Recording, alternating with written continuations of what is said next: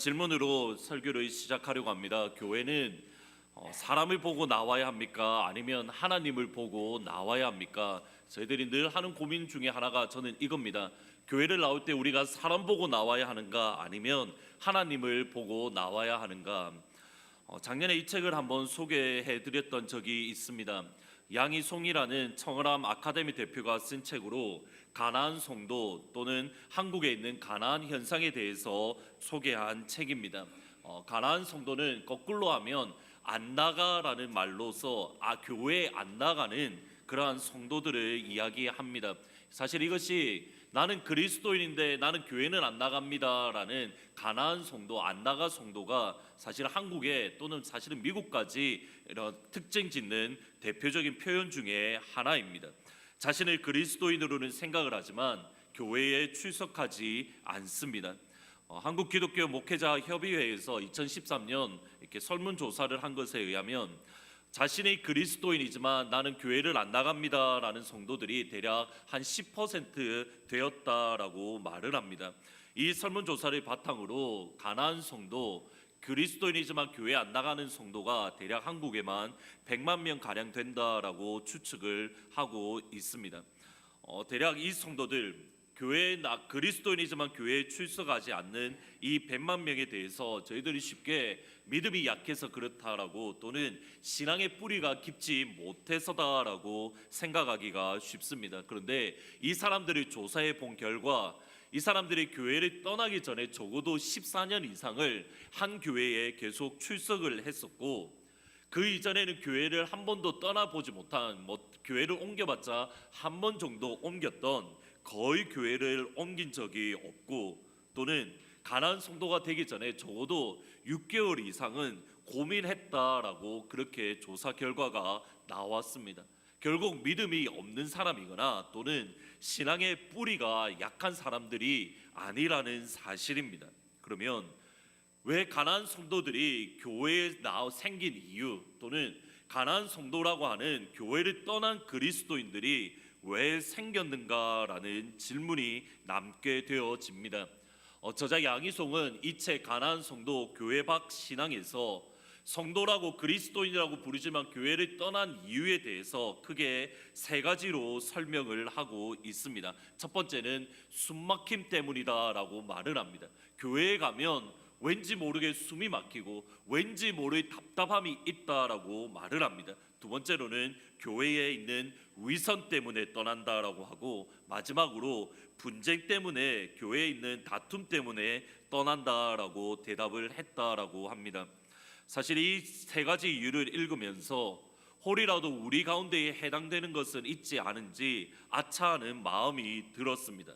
우리 교회 가운데의 숨막힘 또는 답답함이 우리 가운데에 있진 않은지 그것이 인간적인 답답함이나 숨막힘뿐만 아니라 우리 가운데의 영적인 답답함 또는 영적인 숨막힘이 우리 가운데에 있지 않은지 또는 우리 가운데의 위선적인 모습이 있지는 않은지 우리 가운데의 다툼과 분쟁이 있지는 않은지 그리고 이 세 가지 때문에 숨막힘과 위선과 분쟁 때문에 우리 하트포드 제2장로교회를 떠난 가나안 성도가 우리 주위에는 있지 않은지 사실 두려운 마음이 들었습니다.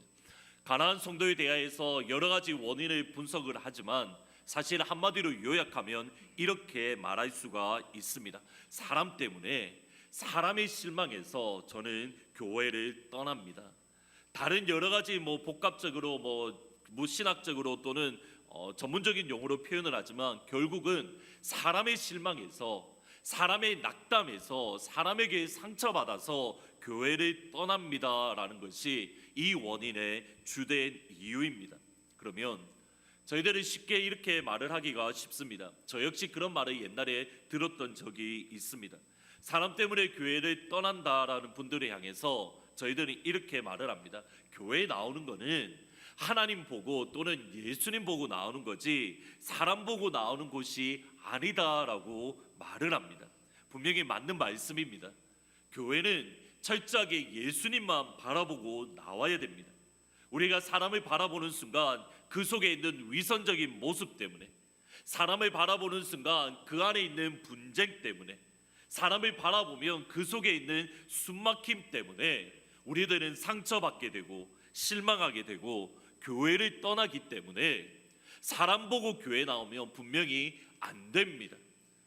저를 보고 교회를 나오셔서도 안 되고, 장로님 보고 또는 권사님 보고 어떠한 성도 보고 우리는 교회를 나오는 것이 아닙니다. 우리가 교회에 나오는 것은 온전히 하나님 때문에 나와야 되는 것이고, 예수님 때문에 나와야 되는 것이고, 아버지께서 내게 베풀어 주신 은혜 때문에 하나님의 교회에 나와야만 합니다. 분명히 옳은 말씀입니다. 그런데 성경을 또 다시 가만히 바라보면 사람 때문에 또는 사람 보고 교회를 나옵니다. 더 적극적으로 사람 때문에 예수님을 믿을 수 있어야 되고, 사람 때문에 교회에 나와 함께 예배를 드릴 수 있어야 됩니다. 요한복음 1장 6절과 7절 말씀을 같이 한번 읽어 보시겠습니다. 하나님께로부터 보내심을 받은 그 빛에 대하여 증언하고 모든 사람이 자기로 말미암아 믿게 하려 함이라. 세례 요한에 대해서 성경은 이렇게 말씀을 합니다. 하나님께로부터 보내심을 받은 사람이 있는데 그의 이름은 요한이라. 이 요한은 요한복음을 기록한 예수님의 제자 요한이 아니라 예수님이 오시기 전에 사역했던, 예수님보다 6개월 먼저 태어난 세례 요한을 의미합니다. 이 요한에 대해서 말을 이렇게 합니다. 모든 사람이 자기로 말미암아, 곧 요한으로 말미암아 빛이신 예수님을 믿게 하려 함이라. 다른 것 때문이 아니라 요한이라는 한 사람 때문에 모든 사람들이 예수님을 믿게 하려 합니다. 분명히 사람 때문에 예수님을 믿을 수 있습니다. 아니, 더 구체적으로 사람 때문에 예수님을 믿어야 되고, 사람 때문에 예수님을 보아야 하는 그것이 하나님 아버지의 뜻입니다. 요한이 하나님께로부터 보냄을 받은 것은 자기를 통하여서, 요한을 통해서 모든 사람들이 빛이신 예수님, 그 안에 생명이 있는 예수님을 믿게 하기 위함입니다. 이것이 여러분의 하트포드로 보내신 하나님 아버지의 뜻입니다. 우리가 단순히 이 자리에 있는 것은 직장 때문에 여러분이 이 자리에 계신 것이 아닙니다. 여러분의 학업 때문에 이 자리에 계신 것도 아니고, 사업 때문에 계신 것도 아니고, 남편과 아내와 자녀 때문에 여러분이 이 자리에 계신 것이 아닙니다. 성경은 분명히 이렇게 말합니다. 하나님께서 여러분을 이곳으로 보내셨다라고 말을 합니다. 하나님께로부터 보내심을 받은 사람이 저와 여러분입니다. 이유는 이겁니다. 여러분 때문에 빛을 증거하고, 여러분 때문에 예수 그리스도를 모든 사람들이 믿게 하기 위함입니다. 하나님의 방법은 철저하게 사람입니다. 그러면 과연 여러분을 통해서, 여러분의 삶과 여러분의 인생을 통해서 빛이신 예수님을 믿게 된 열매를 여러분은 가지고 계십니까? 동시에 이것은 우리 하트포드 제2장로교회를 이곳에 세우신 목적입니다. 하나님께서 왜 우리 교회를 이곳에 33년 전에 세우셨습니까? 우리 교회를 통해서 빛이신 예수님이 드러나고 이 주위에 있는 모든 사람들이 하트포드 제2장로교회를 말미암아 빛이신 예수님을 믿게 하기 위함입니다. 이것이 교회가 세워져 있는, 교회가 존재하는 목적입니다. 잘 보셔야 됩니다. 자기로 말미암아 유대인만 예수 믿게 하기 위함이다라고 말하지 않습니다. 모든 사람이 자기 요한을 말미암아 예수를 믿게 하기 위함이라.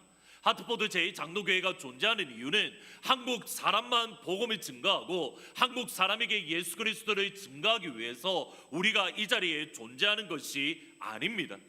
우리 교회 때문에 이 주위에 있는 모든 사람들이 미국 사람이든 한국 사람이든 아니면 인도 사람이든 상관없이 모든 사람이 우리 교회 때문에 예수 믿는 역사가 일어나기 위해서 우리 교회가 이 자리에 존재합니다.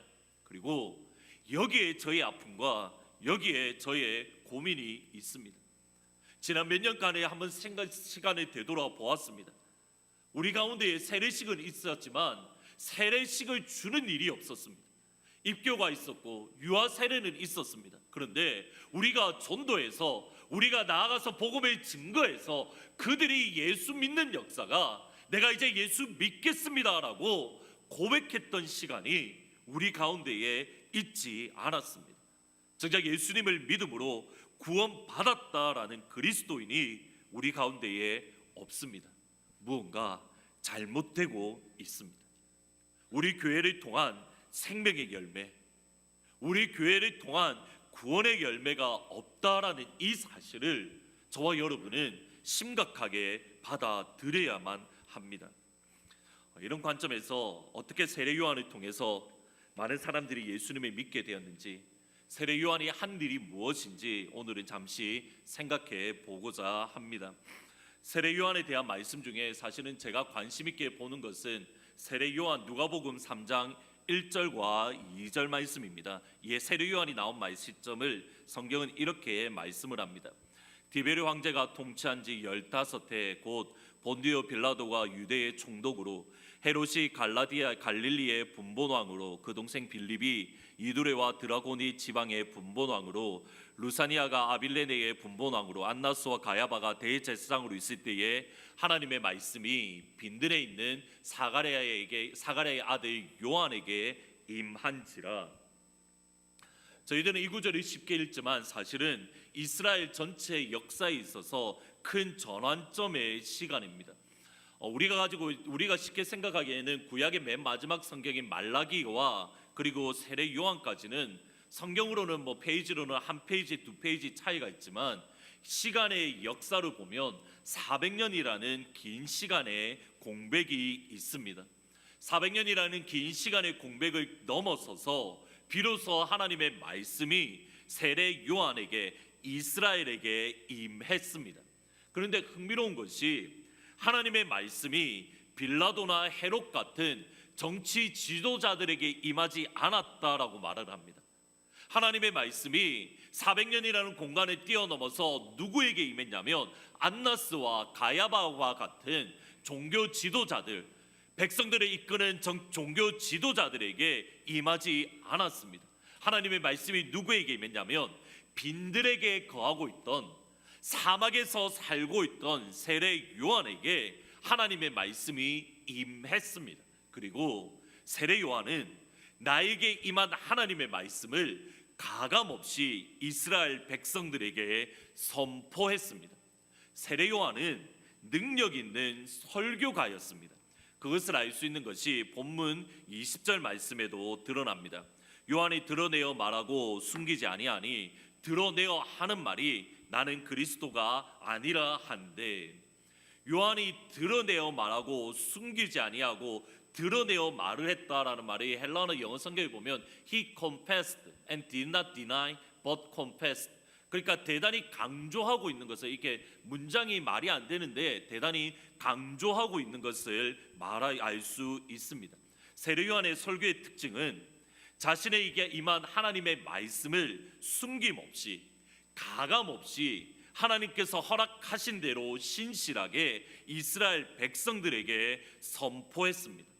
심지어 자기 자신에게 불이익이 있다 하더라도 헤롯 왕에게 권력이 있는 헤롯 왕이 그의 아내 동생 헤로디아를 취한 것이 옳지 않습니다라고, 심지어는 그 사건 때문에 그가 죽임을 당했다 할지라도 하나님의 말씀에, 그에게 임한 하나님의 말씀이 세상 사람들과 이스라엘 백성들에게 담대하게 말할 정도로 이 세례 요한은 하나님의 말씀이 임한 대로 선포한 능력 있는 설교가였습니다.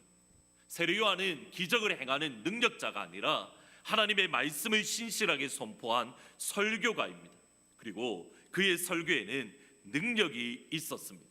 사람을 감동시키고 죄에서 돌이키게 만들고 사람들을 회개케 만드는 요한의 설교를 듣는 사람들 가운데에 실제적인 삶의 변화가 있는, 그냥 듣기 좋은, 그냥 감동적이다, 듣기 좋다가 아니라 실제로 그들의 삶 가운데에 변화가 있는 능력 있는 설교가였습니다.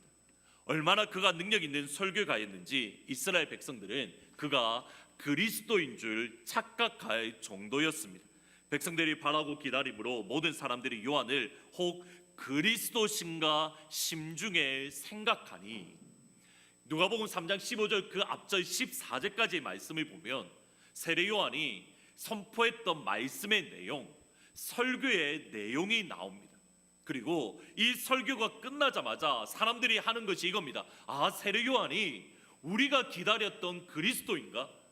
세례 요한이 우리가 지금까지 학수고대했던 메시아인가? 우리를 구원할 하나님의 아들 그리스도인가? 이러한 고백들이 나오기 시작했습니다. 오죽하면 누가복음 1장 8절에 지난 주일날 말씀해 보면 요한은 빛이 아니라 빛에 대해서 증언하러 온 사람이라.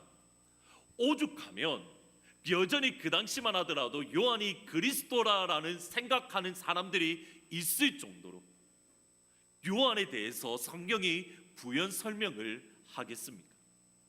모든 사람들이 자기를 높여주고 모든 사람들이 자기를 그리스도라 생각하는 그 시점에 요한의 반응이 1장 23절입니다. 같이 한번 읽어 보시겠습니다. 이르되 나는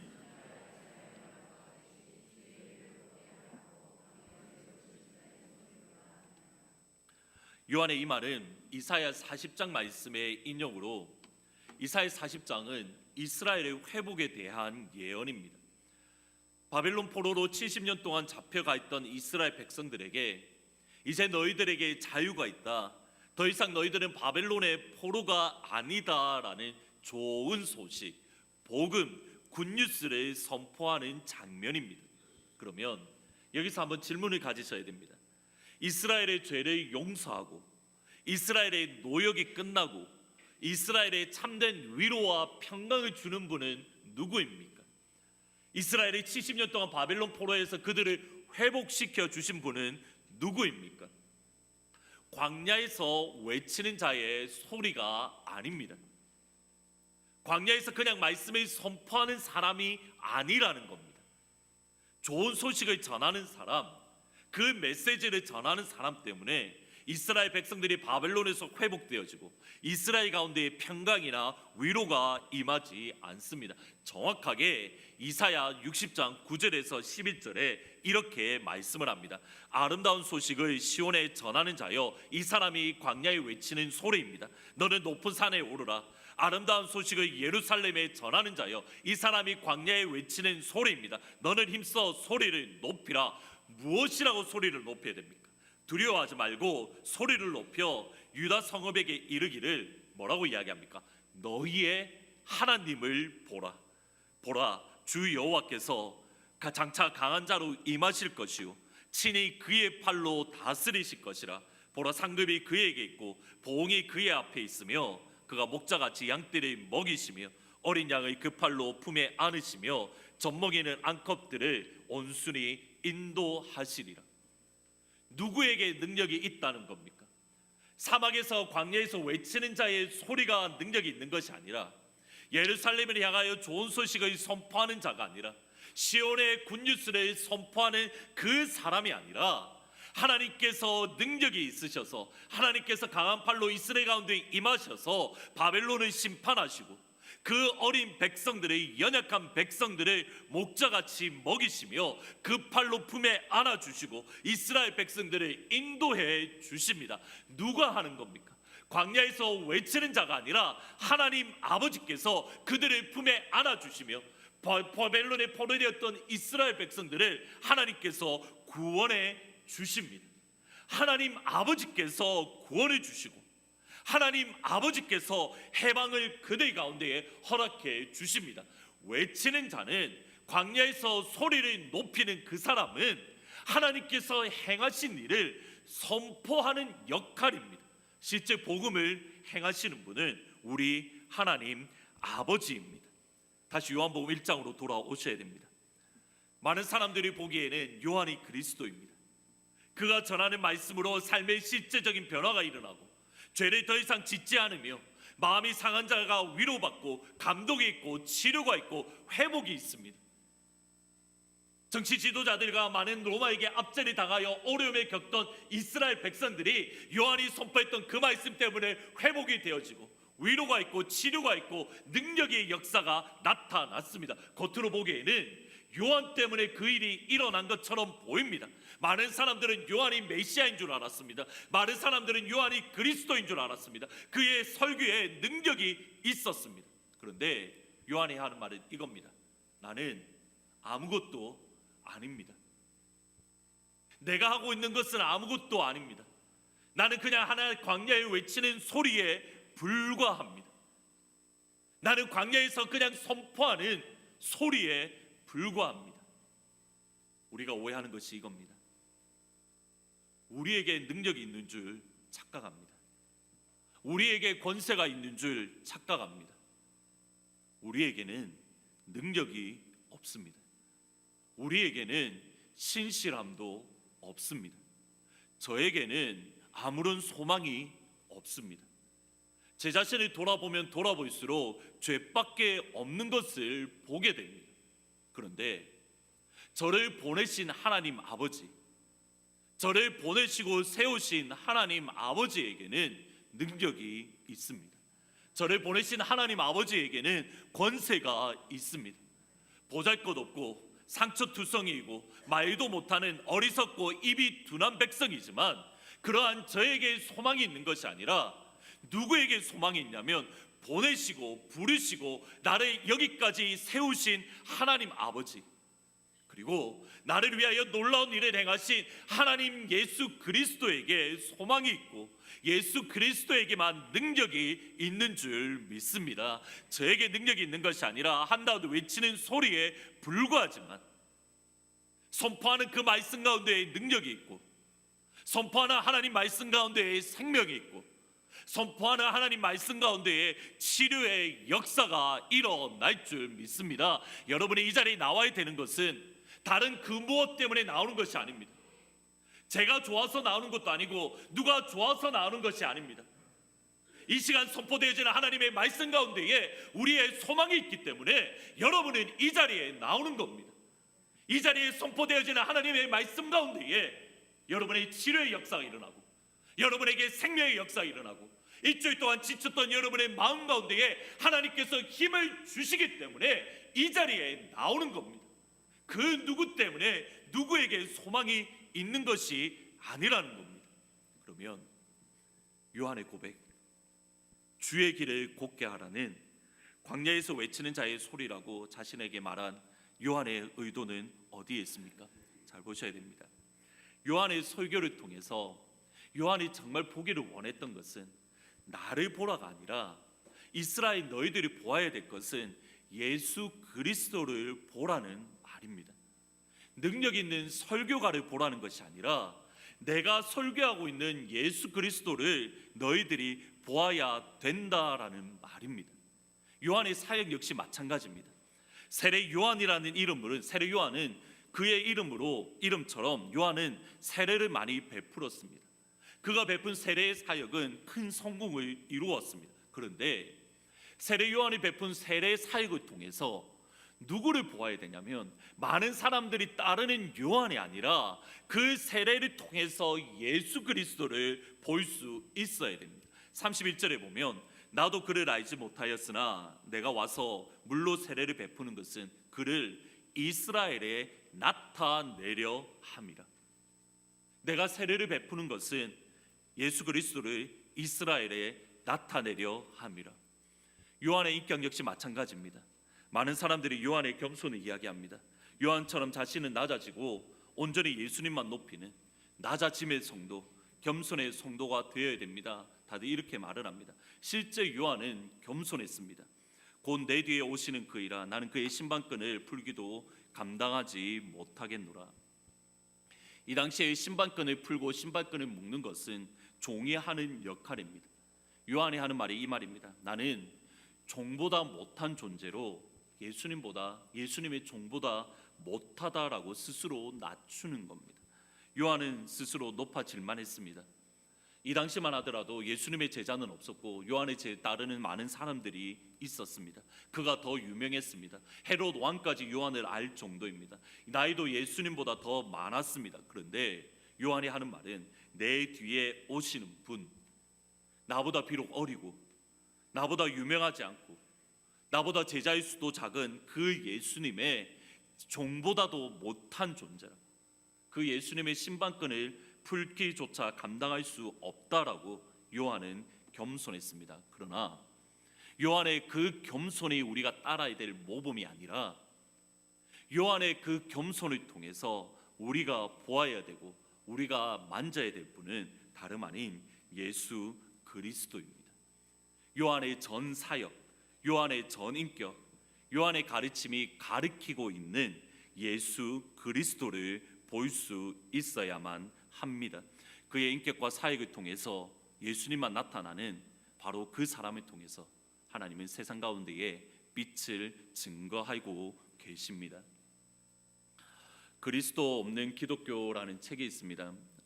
이 책은 LA의 웨스트민스터의 교수님이신 마이클 호튼 교수님이 쓰신 책입니다. 이분이 쓰신 책 중에 미국제 복음주의를 경계하라라는 책이 도서관에 있습니다. 제가 대학원 때 읽었는데 이 책은 한번 모든 성도님들이 읽어보시면 좋겠다라고 싶을 정도로 좋은 책입니다. 그리스도 없는 기독교라는 이 책은 미국제 복음주의를 경계하라는 책의 연장선상에 있습니다. 제가 이 책을 말씀드리는 이유는 책의 내용도 내용이지만 책 제목이 저에게 충격을 주었기 때문입니다. 그리스도 없는 기독교, 그리스도 없는 기독교, Christless Christianity. 서론에서 마이클 호튼 교수님은 사탄이 어떠한 한 도시를 장악한다면 과연 그 도시의 모습은 어떻겠습니까? 라는 질문으로 이 책을 시작을 합니다. 여러분이 만약에 사탄이 우리 하트포드를 완전히 사로잡는다라고 한다면, 장악한다라고 한다면 과연 하트포드는 어떠한 모습이겠습니까? 여러분이 생각하는 사탄으로 가득한 도시는 과연 어떻습니까? 아마도 거리마다 술집과 마약이 가득하고 곳곳에 총기 사건으로 서로 죽이는 도시, 또는 웃음은 전혀 없고 어떤 곳이든 위협 때문에 쉽사리 외출하지 못하는 곳, 주보에도 썼지만 교회가 예배 드리는 그곳이 나이트클럽으로 바뀌는 그러한 도시, 아마 이런 곳을 머리에 그리기가 쉽습니다. 저 역시 그러한 도시를 그렸습니다. 그런데 마이클 호튼 교수님이 도널드 그레이 반하우스라는 목사님의 설교를 인용하면서 사탄이 장악한 도시를 이렇게 설명을 합니다. 사탄이 필라델피아를 장악한다면 술집은 모두 문을 닫을 것이고 도색물, 그런 음란물들은 자취를 감출 것입니다. 깨끗해진 거리는 서로 웃음을 머금은 보행자들로 가득할 것입니다. 저주와 악담도 사라집니다. 아이들은 예 선생님, 예 부인하고 공손히 대답을 할 것이고 교회에는 매주일마다 문전성시를 이룰 것입니다. 그러나 교회에서는 그리스도가 선포되지 않을 것입니다. 도덕적으로 완벽할 수 있습니다. 사탄이 장악한 도시가 도덕적으로 완벽합니다. 안전합니다. 우리가 생각하고 있는 제일 좋은 도시, 학군 좋고 안전한 도시, 그것이 사탄이 장악한 도시가 될 수 있습니다. 심지어 교회가 가득할 수 있습니다. 그러나 그곳에서 그리스도가 선포되지 않는 곳입니다. 쉽게 말하면 이렇습니다. 사탄이 점령한 도시는 윤리적으로 깨끗한 도시가 아니라 그리스도가 선포되지 않는 도시, 그곳에 그리스도가 없다라고 한다면 그리스도 없는 기독교, 그리스도 없는 도시가 되고 마는 것입니다. 우리 교회가 모든 사역을 통해서 오직 예수님과 그가 십자가에 못 박히신 것만 증거되어야 되는 이유가 여기에 있습니다. 제 모든 설교 사역을 통해서 드러나야 되는 것은 설교가 끝나고 여러분의 마음 깊은 곳에 남아 있어야 될 단 한 가지의 단어는 예수 그리스도와 그가 십자가에 못 박히신 것입니다. 혹이라도 여러분의 마음 가운데에 저를 비롯한 또는 다른 어떠한 유명한 목사님의 설교를 들은 이후에 저의 안성수라는 이름과 그 유명한 목사님의 이름이 여러분의 마음속에 새겨져 있다면 그 복음은, 그 목사님이 설교한 복음, 제가 설교한 설교는 그리스도 없는 기독교입니다. 하트포드 제2장로교회에서 5년 후에 재신 투표를 할 때에 여러분의 마음 가운데에 안성수라는 이름이 여러분의 생각과 여러분의 마음속에 남아있다고 한다면, 제가 5년 동안 했던 목회와 제가 5년 동안 했던 사역은 실패한 사역이고 실패한 목회입니다.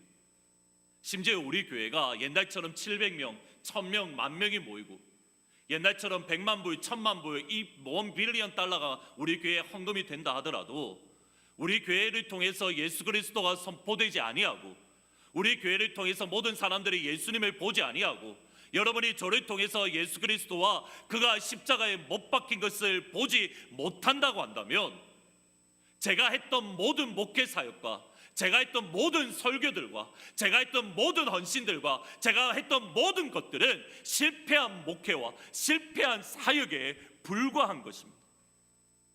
지난 주일날 우리가 선교 바자를 통해서 많은 분들이 동참해 주셨습니다. 그 선교 바자를 통해서 우리가 얼마를 헌금을 했지, 얼마가 모였지, 여기에 관심 있고 여기가 우리의 머리에 남아있다고 한다면 실패한 선교 바자입니다. 아무리 100불이 모이고 단돈 $1가 모인다 하더라도 그 선교 바자가 끝난 이후에 예수 그리스도가 우리 마음 가운데 새겨져 있다면 그것은 성공한 바자입니다. 여러분은 어떻습니까? 여러분이 지금까지 걸어온 발자취를 통해서 세상 가운데에 보여주고 있는 것은 무엇입니까? 저희들이 오해하고 있는 것이 있습니다. 요한처럼 겸손해야 됩니다. 요한처럼 모든 것을 내려놓아야 됩니다. 그러나 그것이 기독교의 미덕은 아닙니다. 내려놓음 자체가 기독교의 미덕이 아니라는 겁니다. 왜 우리가 내려놓아야 됩니까? 왜 겸손해야 됩니까?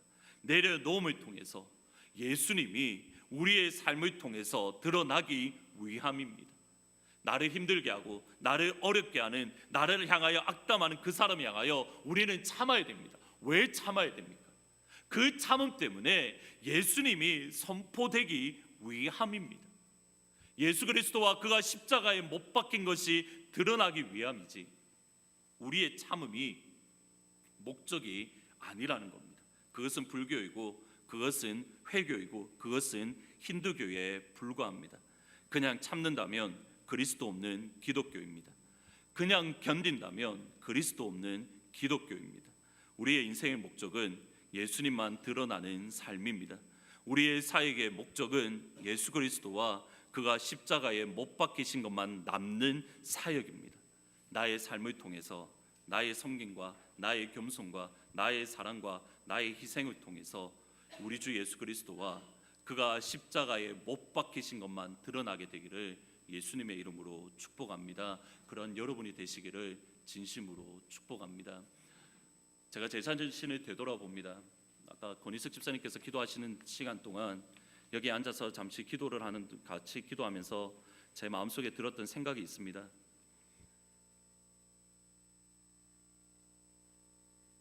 지난 시간들 동안 왜 나의 속에는 여러분들이 저를 보면서 과연 예수님을 보고 예수 그리스도의 십자가에 못 박히심을 경험하고 있을까라는 생각을 뼈저리게 하고 있습니다.